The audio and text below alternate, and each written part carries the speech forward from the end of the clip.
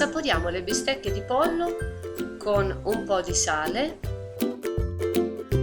del pepe macinato fresco,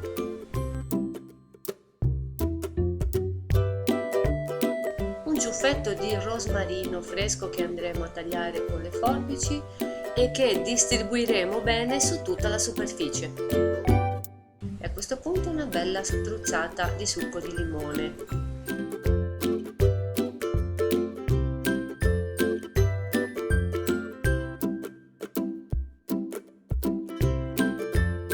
Giriamo le bistecche sull'altro lato e ripetiamo l'operazione con il sale,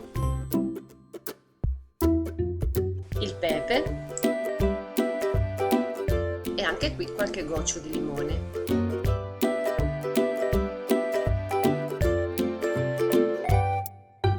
Strofiniamo entrambi i lati della carne tra di loro per farli insaporire per bene.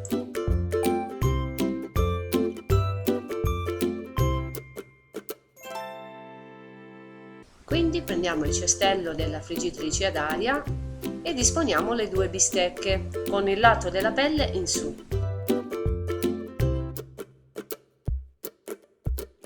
Riponiamo il cestello ed avviamo la friggitrice portandola a 180 gradi per 25 minuti.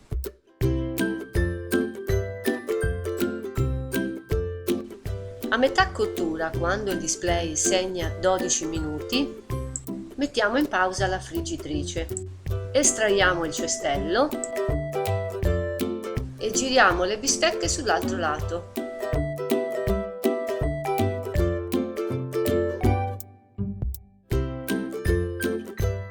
Riponiamo nuovamente il cestello e riavviamo la cottura.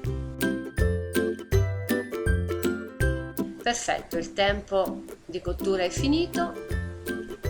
Estraiamo il cestello e le nostre bistecche perfette sono pronte, profumate e dorate in superficie e pronte per essere servite.